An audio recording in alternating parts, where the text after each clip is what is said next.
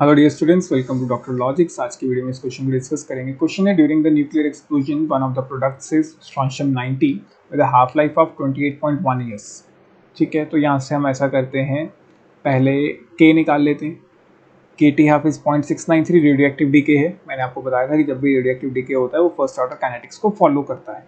तो के t half is 0.693, तो वहाँ से मैं क्या निकाल लेता हूँ, के की वैल्यू निकाल लेता हूँ।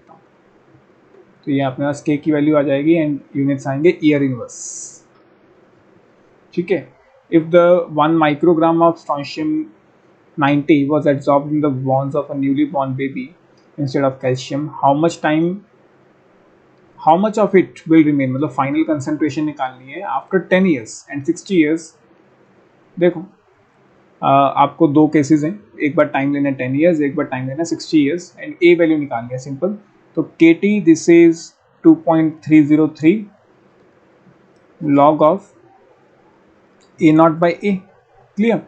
एंड के आपके पास ऑलरेडी है 0.693 अपॉन 28.1, टाइम इनिशियली है 10 years, this is 2.303 log of initial amount था 1 माइक्रोग्राम। अब इसको कन्वर्ट करने की जरूरत नहीं है क्योंकि आपका जो फाइनल अमाउंट है वो भी माइक्रोग्राम में आ जाएगा। तो इसको सॉल्व कर लीजिए, यहाँ से जो भी आंसर आएगा वो आ जाएगा आपका माइक्रोग्राम्स में।